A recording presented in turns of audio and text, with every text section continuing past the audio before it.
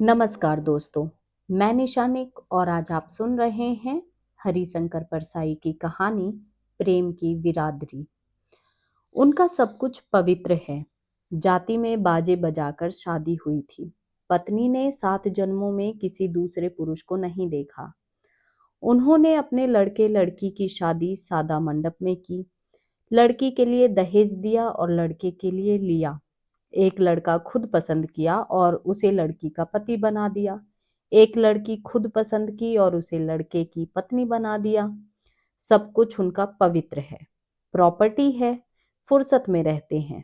दूसरों की कलंक चर्चा में समय काटते हैं। जो समय फिर भी बच जाता है उसमें मूछ के सफेद बाल उखाड़ते हैं और बर्तन बेचने वाली की राह देखते हैं। पवित्रता का मुंह दूसरों की अपवित्रता के गंदे पानी से धुलने पर ही उजला होता है। वे हमेशा दूसरों की अपवित्रता का पानी लोटे में लिए रहते हैं। मिलते ही अपवित्रता का मुंह धोकर उसे उजला कर लेते हैं। वे पिछले दिनों 2 लड़कियों के भागने, 3 स्त्रियों के गर्भपात, 4 की गैर बिरादरी में शादी और 2 पतिव्रताओं के परिणय प्रसंग बता चुके हैं। अभी उस दिन दांत खोदते आए। भोजन के बाद कलंत चर्चा का चूरण फांकना जरूरी होता है। हाजमा अच्छा होता है।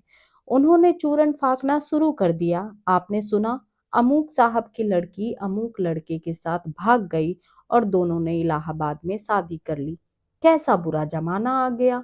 मैं जानता हूं कि वे बुरा जमाना आने से दुखी नहीं, सुखी हैं।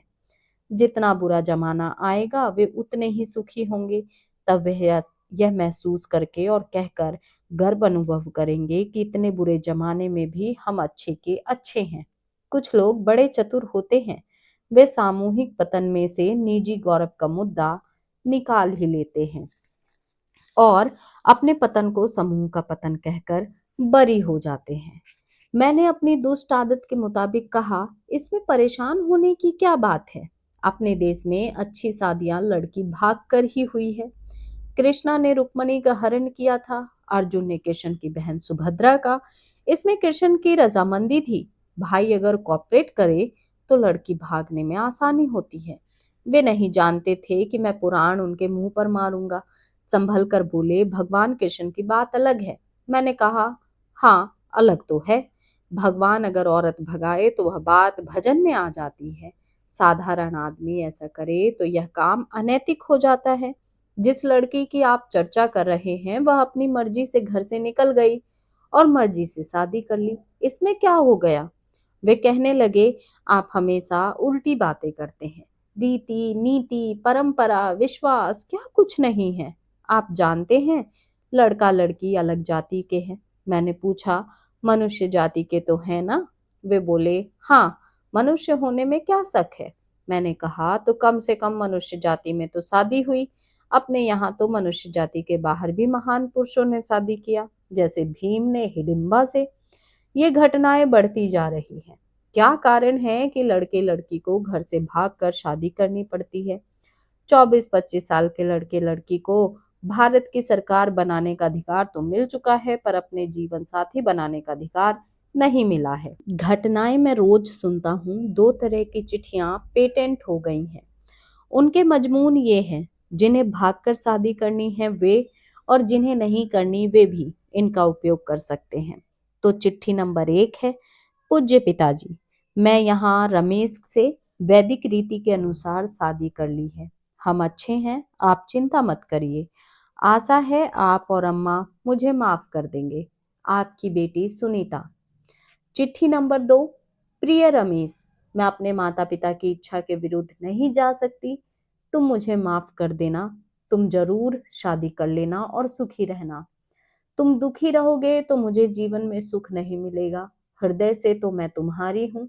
4-5 साल बाद आओगे तो पप्पू से कहूंगी, बेटा मामा जी से नमस्ते करो। तुम्हारी विनीता। इसके बाद एक मजेदार कर्म चालू होता है। माँ बाप कहते हैं, यह हमारे लिए मर चुकी है, अब हम उसका मुंह नहीं देखेंगे। फिर कुछ महीने बाद मैं उनके यहाँ जाता हूँ तो वही लड़की चाय लेकर आती है। मैंने उनसे पूछा, यह तो आपके लिए मर चुकी थी। वे जवाब देते हैं, आखिर लड़की ही है, और मैं सोचता रह जाता हूँ कि जो आखिर में लड़की है वह शुरू में लड़की क्यों नहीं थी। माता पिता की भावनाओं को मैं जानता हूँ। विश्वास और परंपरा के टूटने में बड़ा दर्द होता है। जब शेरपा तेनसिंह गौरीशंकर की चोटी पर होकर आया था तब उससे किसी ने पूछा कि क्या वहां शंकर भगवान है, तो उसने कहा था नहीं है। एक सज्जन बड़े दर्द से मुझसे बोले, तेनसिंह को ऐसा नहीं कहना चाहिए था। मैंने कहा वहां शंकर भगवान उसे नहीं दिखे, तो उसने कह दिया कि नहीं है। वे बोले फिर भी उसे ऐसा नहीं कहना चाहिए था। मैंने कहा जब है ही नहीं, तो वो बोले फिर भी उसे नहीं कहना था। मैंने उनसे पूछा क्या आप मानते हैं कि वहां शंकर जी है? उन्होंने कहा यह हम भी जानते हैं कि वहां शंकर जी नहीं है, पर एक विश्वास हृदय में लिए हैं कि शंकर जी वे औढ़रदानी हैं। कभी कोई संकट हम पर आ जाए तो वे आकर हमें उबार लेंगे। झूठे विश्वास का भी बड़ा बल होता है। उसने टूटने का भी सुख नहीं दुख होता है। एक सज्जन की लड़की दूसरी जाति के लड़के के साथ शादी करना चाहती है। यहाँ माँ बाप का जाति प्रथा की शाश्वता में विश्वास आड़े आ गया। लड़का अच्छी ऊंची नौकरी पर था, परंतु लड़की के माता पिता ने उसकी शादी अपनी ही जाति के एक लड़के से कर दी जो कम तो कमाता ही था, अपनी पत्नी को पीटता भी था। एक दिन मैंने उन सज्जन से कहा कि सुना है लड़की बड़ी तकलीफ में है, वह उसे पीटता है। उन्होंने कोई जवाब नहीं दिया। जवाब देते भी तो क्या देते, सिवाय इसके कि इतना तो संतोष है कि जाति वाले से पिट रही है। आखिर ये हमारे लोग किस परंपरा को, किस आदर्श को मान रहे हैं? राम मर्यादा पुरुषोत्तम है, सीता महासती है। इनसे श्रेष्ठ स्त्री पुरुष की कल्पना और ऐसे अच्छे विवाह की कल्पना इस समाज में नहीं है। मर्यादा पुरुषोत्तम का निर्माण करने वाले तुलसीदास कहते हैं, पुष्प वाटिका में कंकण किंकणी नुपुर की ध्वनि सुनकर लक्ष्मण के सामने राम कन्फेक्श करते हैं कि ऐसा लगता है जैसे मदन से दुंदवी दे दी, यानी राम के मन का धनुष वहीं टूट गया। विवाह पूर्व प्रेम भी हो गया और विवाह भी हो गया। आज जिन मूल्यों को उस मामले में माना जा रहा है उनको देखकर मुझे लगता है कि तुलसीदास ने जो लिखा है वैसा ना हुआ होगा।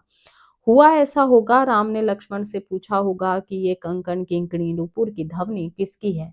लक्ष्मण ने कहा होगा यह जनक की लड़की सीता की है। तब राम ने पूछा होगा कि क्या जनक अपनी ही बिरादरी के हैं। लक्ष्मण ने कहा होगा हाँ, राजा जे के सिंह अपनी ही बिरादरी के हैं। राम ने कहा होगा तभी तो मेरा मन डोल उठा, दूसरी बिरादरी के होते तो मेरे मन पर कोई असर नहीं होता।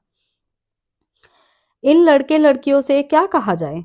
यही ना कि प्रेम की जाति होती है। एक हिंदू प्रेम है, एक मुसलमान प्रेम है, एक ब्राह्मण, एक ठाकुर, एक अग्रवाल। एक कोई जावेद आलम किसी जयंती गुहा से शादी कर लेता है तो सारे देश में लोग हल्ला कर देते हैं और दंगा भी करवा दे सकते हैं। इन सब को देखते हुए आगे चलकर तरुण तरुणी के प्रेम का दृश्य ऐसा होगा। तरुण तरुणी मिलते हैं और यह वार्तालाप होता है। तरुण, क्या आप ब्राह्मण हैं? और ब्राह्मण हैं तो किस प्रकार के? तरुणी, क्यों, क्या बात है? तरुण, कुछ नहीं, जरा आपसे प्रेम करने का इरादा है। तरुणी, मैं तो खत्री हूँ। तरुण, तो फिर मेरा आपसे प्रेम नहीं हो सकता क्योंकि मैं ब्राह्मण हूँ। लोग कहते हैं कि आखिर स्थायी मूल्य और शाश्वत परंपरा भी तो कोई चीज है। सही है, पर मूर्खता के सिवाय कोई भी मान्यता शाश्वत नहीं है।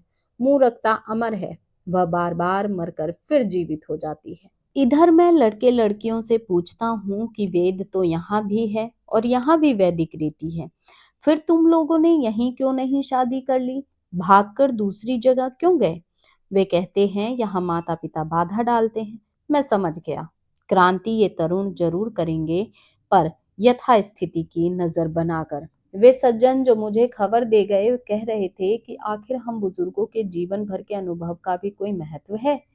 मैंने कहा अनुभव का महत्व है, पर अनुभव से ज्यादा इसका महत्व है कि किसी ने अनुभव से क्या सीखा। अगर किसी ने 50-60 साल के अनुभव से सिर्फ ये सीखा कि सबसे दबना चाहिए, तो अनुभव के इस निष्कर्ष की कीमत में शक हो जाता है। किसी दूसरे ने इतने ही सालों के अनुभव से शायद यह सीखा कि किसी से नहीं डरना चाहिए। आप तो 50-60 साल की बात करते हैं, केचुए ने अपने लाखों सालों के अनुभव से कुल यह सीखा कि रीढ़ की हड्डी नहीं होनी चाहिए। तो दोस्तों, आपने हरिशंकर परसाई की कहानी सुनी, प्रेम की बिरादरी। आपको ये व्यंग कहानी कैसी लगी? कमेंट करके जरूर बताइएगा। अपने आसपास आपने इस तरीके का वाक्या होते हुए देखा हो तो कमेंट करिए और जुड़िए इस कहानी के साथ। अगली आप कौन सी कहानी सुनना चाहते हैं कमेंट करके ज़रूर बताइएगा। मेरे चैनल को लाइक शेयर सब्सक्राइब करिए, बेल आइकन ज़रूर से प्रेस करिए ताकि आगे आने वाले वीडियोस के नोटिफिकेशन आपको मिलते रहें और आप मेरे साथ जुड़े रहें। धन्यवाद।